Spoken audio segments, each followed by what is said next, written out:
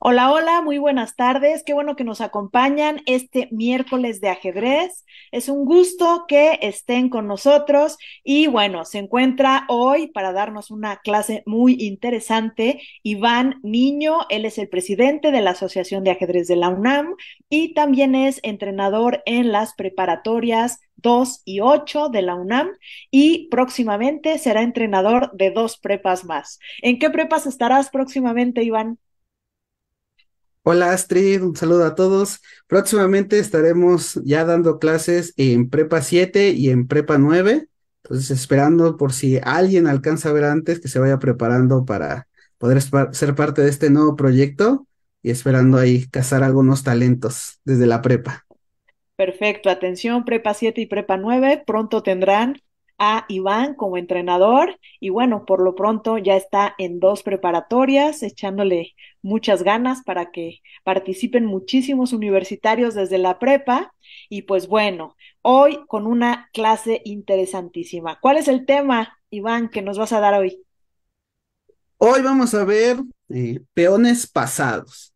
Es un tema muy interesante, muy importante, una cuestión de lo que se han estado viendo los videos de cada miércoles. Se han dado cuenta que hemos tratado de tocar temas referente a la estructura, a lo importante que es la estrategia, a la técnica. Y el día de hoy con este tema de peones pasados, quiero explicar principalmente qué es un peón pasado, cuáles son sus ventajas, sus desventajas, de qué se trata, cómo funciona, algunas debilidades y algunas cosas básicas, fundamentales que debemos tomar en cuenta a la hora de tomar una decisión, si nos conviene tener un peón pasado o no nos conviene a la hora de analizar determinada posición. Y al final del día son los fundamentos para las próximas clases, los próximos miércoles, que les permitirá pues entender un poquito más esta cuestión. Entonces, pues los peones pasados es un concepto del ajedrez en el cual hacemos referencia a cuando un peón no tiene alguna obstrucción o no tiene ningún peón por delante o a los laterales que le evite coronar o o no hay forma en la cual por otro peón se ha evitado de que siga avanzando. Entonces, eso es algo muy importante porque precisamente dependiendo de la etapa del juego en el cual estemos, se puede volver fundamental para una victoria. Evidentemente, si yo corono y estamos en un final, pues bueno, ya tener y coronar una dama, pues ya me da una ventaja aplastante. Entonces es algo muy importante valorar cuándo es correcto, qué tenemos que hacer, de qué se trata, para que nosotros vayamos analizando. Entonces voy a Perfectísimo. Suena comenzar muy compartiendo. interesante. Peligrosos los peones pasados, pero bueno, veamos lo que nos tienes preparado. Sí, entonces yo quisiera preguntarte, Astrid, ¿desde cuándo crees que es importante tener en cuenta los peones o la estructura de peones? ¿Desde la apertura, medio juego o ya hasta el final, ya cuando estamos en un final? Definitivamente en las tres fases. Son como la columna vertebral de la partida, ¿no? Por el control de espacio, por un montón de cosas, pues los peones son fundamentales en las tres etapas. Apertura, medio juego y final. Exactamente. Entonces, eso es algo muy importante que debemos tomar en cuenta porque muchas veces como ajedrecistas, cuando vamos empezando, a lo que nosotros nos importa en la apertura, pues es únicamente sacar mis piezas, a lo mejor tratar de dar jaque mate rápido, ganar una pieza. Y bueno, lo importante es que los peones no me estorben, ¿no? Y uno va empezando a hacer unos cambios, eh, eh, puede dañar la estructura y ya uno se empieza a preocupar de que a lo mejor perdió un peón o de que un peón está aislado o que los peones están retrasados, ya cuando está uno en el final, ya cuando está apretándose la posición, ya cuando es muy complicado ver y te das cuenta que es importante. Entonces, nosotros tenemos que tomar en cuenta la estructura de nuestros peones, todo lo que significa desde la apertura, porque al final del día la apertura es una forma en la cual los peones las estructuramos y dependiendo de cómo están estructurados nuestros peones, nuestras piezas van a ser acomodadas. La apertura, es decir, su fundamento es la estructura de peones. Y en el medio juego, eso también no debemos perderlo de vista, el cuidar nuestra estructura, el estar al pendiente, porque a miras de un final se nos puede complicar y con estos conceptos de peones pasados, podemos tener una circunstancia complicada. Entonces vamos a ver esta oposición en la cual pareciera que no es un final, no hay una circunstancia que nos diga que haya pocas piezas, aún están las damas en el juego, etcétera. Pero al menos el blanco tiene un peón pasado. ¿Cuál es el peón pasado? El peón de E5. ¿Por qué? Porque el peón de E5 no tiene ningún peón adelante, los peones laterales ya no le evitan precisamente avanzar, sino que ya de alguna manera los ha superado.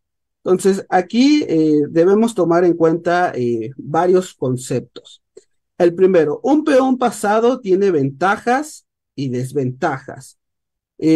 Para nosotros valorar qué es lo que tenemos que hacer, más que tener un peón pasado, lo que le va a dar fuerza, va a ser lo que sostiene ese peón pasado. Es decir, qué tan protegido está para que al momento de avanzar el oponente no tenga posibilidades de capturarlo, porque obviamente el avanzar un peón también lo expone a una serie de ataques o situaciones. Entonces, por ejemplo, aquí con blancas, uno a primer ojo podría pensar que este peón pasado es bastante fuerte, eh, pero debemos tomar en cuenta una serie de elementos. Uno, lo que yo les comentaba de la protección. Este peón no tiene la protección de un peón en F4, tiene la protección del peón D4, pero este mismo peón no está siendo defendido.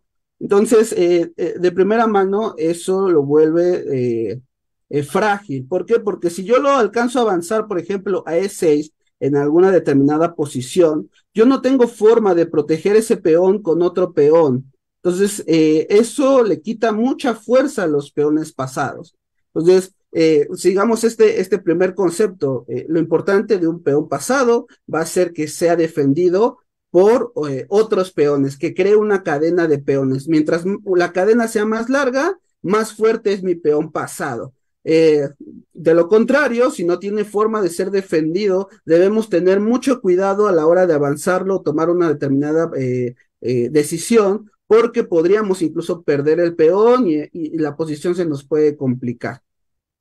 Lo siguiente que tenemos que tomar en cuenta en un peón pasado es la posición que tiene delante del peón, la casilla delante, que en este caso es la casilla E6.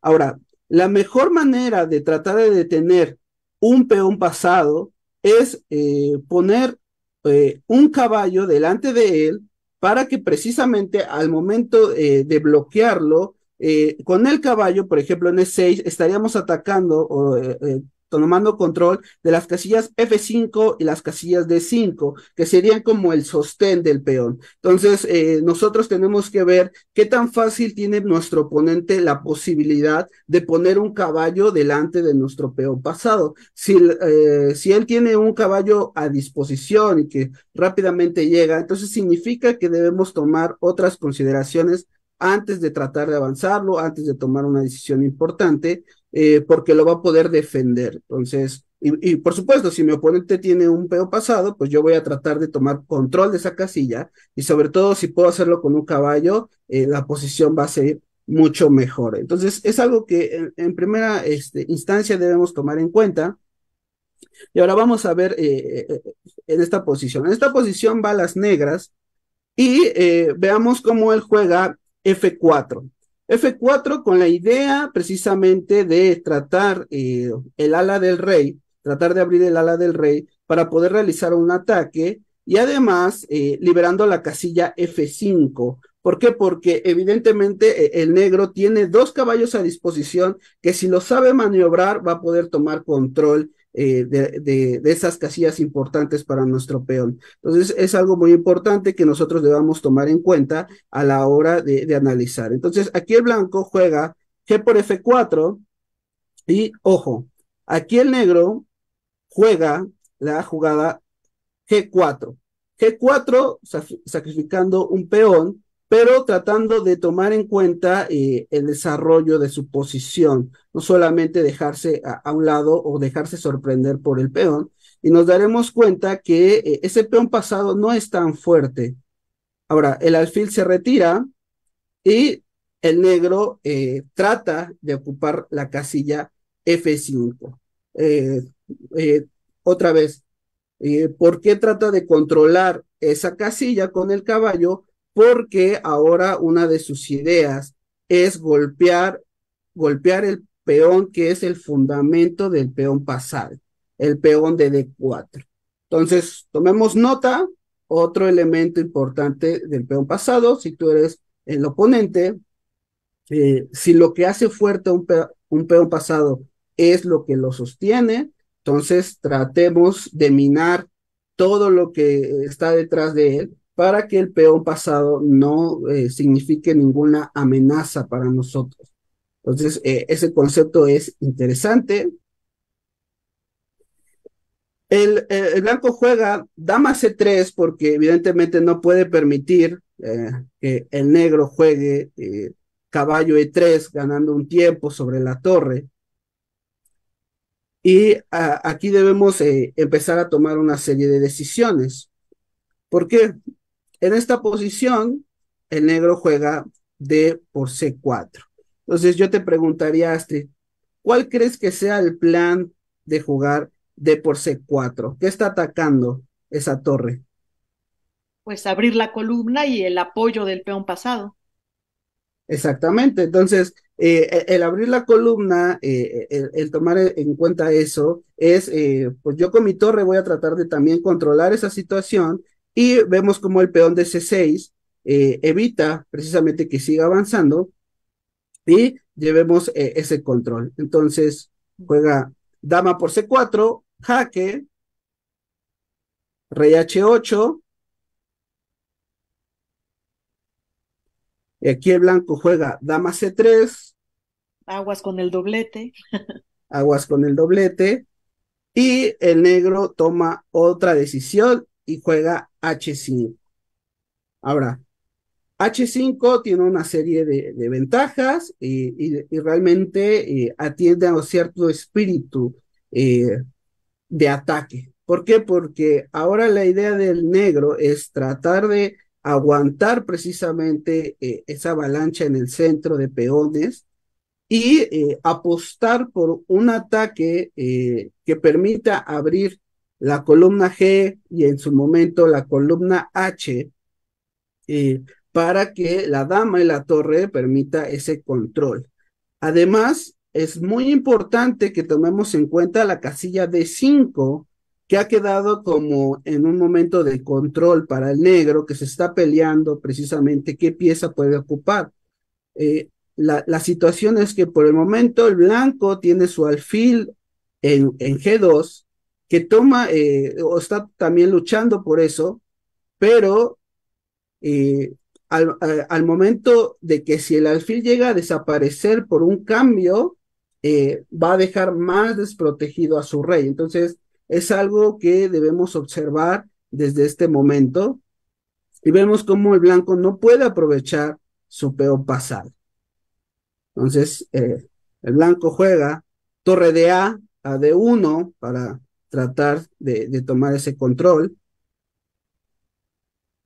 Y lo que comentábamos, H4, tratando de hacer precisamente esa presión. Y vemos cómo ahora el blanco ha quedado en una situación un poquito echado hacia atrás. ¿Por qué? Porque ha quedado limitado a proteger los peones que sostienen al peón de 5 y pareciera que no tiene una forma fácil de detener la avalancha de peones de G4 y H4. Entonces es algo que debemos tomar en consideración porque vemos como de una posición que pareciera ventajosa para el blanco, porque estaba el peón pasado, porque tenía control ahí del centro, parecía que los caballos no estaban coordinados, de alguna manera vemos que el blanco ya se está sintiendo incómodo, la posición no le está gustando, porque no hay forma de progresar sin que se esté debilitando sus casillas. esa es otra situación que debemos tomar en nota de los peones pasados. Los peones pasados sí nos permiten en determinadas situaciones tomar ventaja para buscar la coronación, sobre todo en un final, pero también debemos tener cuidado de todas las casillas débiles que nos dejan peones muy adelantados o que nosotros mismos hemos avanzado. ¿Por qué? Porque en esta posición los caballos tienen unas casillas bastante fuertes, o sea, está atacando el peón de D4, está entrado la casilla E3, donde la dama está protegiendo, entonces la dama como que no se puede mover porque hay un doblete por ahí, el otro caballo entra rápidamente a D5, con cuidado, pues los dos caballos llegan a entrar del lado del rey. Entonces, esta posición se está complicando para el blanco. El blanco juega torre D3 y lo que comentábamos, el negro toma una decisión, trata de ocupar precisamente la casilla D5, juega dama D2 y el negro ya apuesta a su propio plan. Una vez que hemos bloqueado el apoyo que tenía ese peón pasado, ya nosotros podemos ir puliendo nuestro propio plan. Evidentemente, tras torre G8, la idea es que en algún punto podamos abrir esa columna, hacer una serie de cambios que nos permitan desarrollar todo nuestro ataque. Ahora, aquí el blanco juega alfil por D5. Entonces, alfil por D5, en una medida desesperada de que ese caballo que está en D5 sí es muy fuerte. Si hablamos en una cuestión de cambio, pues el alfil valía menos posicionalmente que el caballo, pero aquí la situación es que pues, nos hemos debilitado del lado de nuestro enroque. ¿Por qué? Porque el alfil era un defensor muy importante en esa situación y bueno, al tomar esa decisión de destruir ese caballo, pues podemos tener esa debilidad. C por D5, ¿no? Cuidado aquí, que no vayamos a equivocarnos al tomar con torre. ¿Por qué? Porque con el peón hay una serie de combinaciones, pero con el peón de alguna manera ya fijamos toda la posición central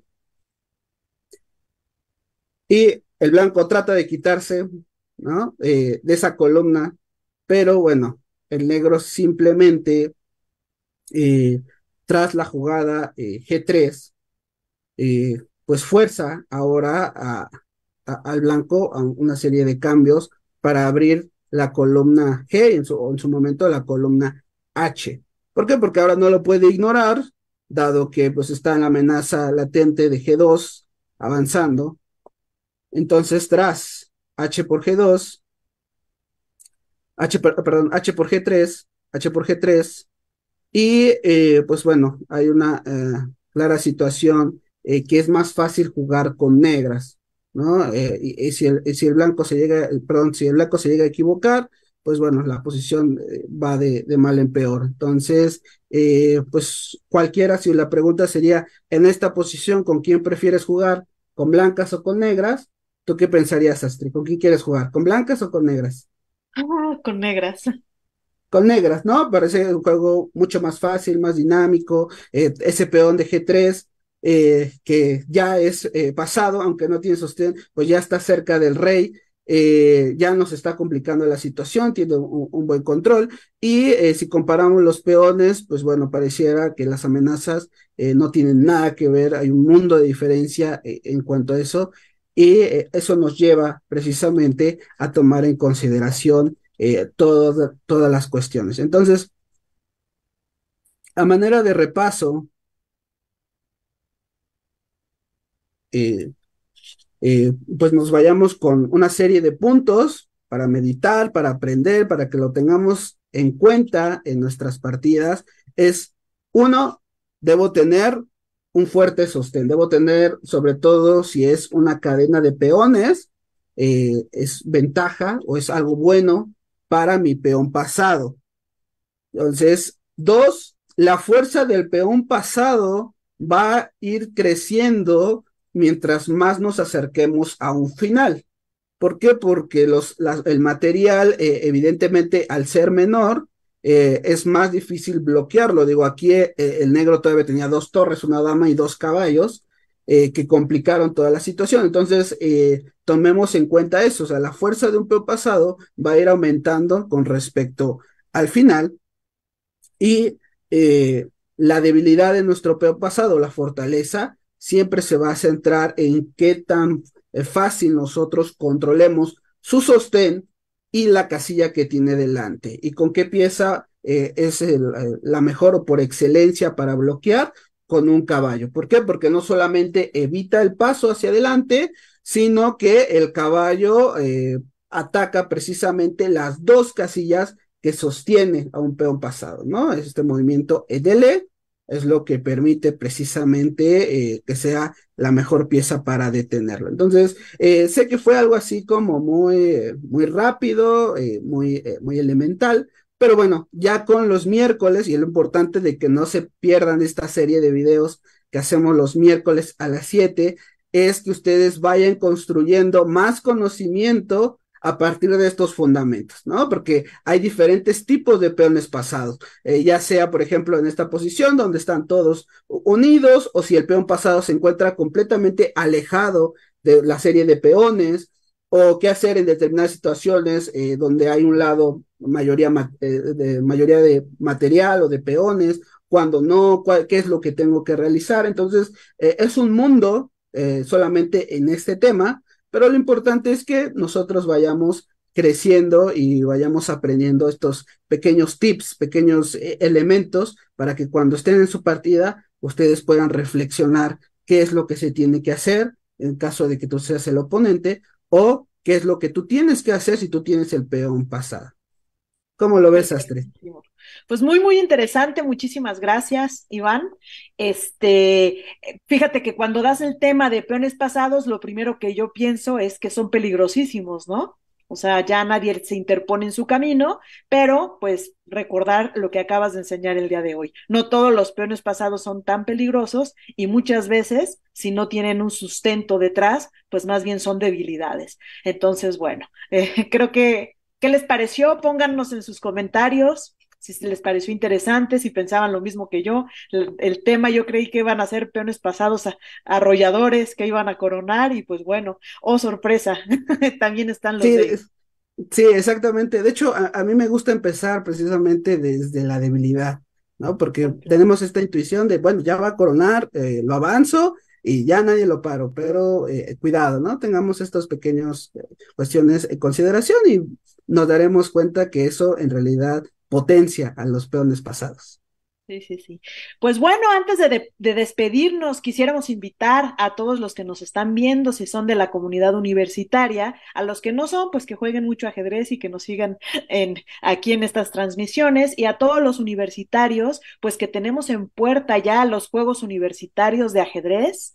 Estos juegos se hacen para nivel superior, todas las universidades, posgrados, facultades, planteles de la UNAM y también para media superior, estudiantes de preparatoria, o sea, del bachillerato y estudiantes de los SHs.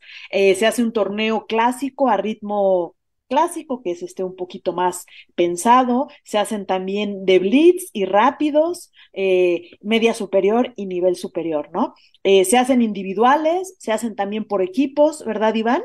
Entonces, los invitamos a que estén atentos a la convocatoria. Se va a publicar en Facebook Ajedrez UNAM y va a estar la convocatoria para que si quieren participar de manera individual, se registren y si quieren participar por equipos con su plantel, pues a luchar contra los otros planteles para obtener los mejores lugares. ¿Cómo ves, Iván? Los invitamos, ¿no? Es, Exactamente, nos gustaría que todos los que se conectan, que se enteren, que armen sus equipos, que hagan selectivos, que precisamente se vea esa participación del ajedrez en la comunidad UNAM y es muy hermoso compartir y competir entre facultades, la participación de las FES, de las prepas, y bueno, esperen esa convocatoria, estén atentos, y bueno, es lo importante, participar y jugar y aprender. Sí, sí, sí, pueden meter hasta dos equipos por plantel, obviamente muchos planteles, el segundo equipo o algunos hasta el primero pueden tener menor nivel, pero como dice Iván, lo importante es participar e ir a jugar, ¿no? Y bueno, los jugadores más fuertes, pues a luchar por dejar en alto su plantel y ganar Juegos Universitarios de Ajedrez. Pues bueno, muchísimas gracias, Iván. ¿Algo que quieras decir para despedirte? Bueno, pues siempre me gusta un saludo a mis alumnos, los que se conectan, Prepa 8, Prepa 2. eh, pues siempre es importante el apoyo y bueno, de todas maneras se las dejo de tarea, entonces la van a terminar viendo. Ok, Muy bien, perfecto. Pues muchas gracias a todos por acompañarnos. Nos vemos el próximo miércoles. Hasta luego. hasta luego. Bye.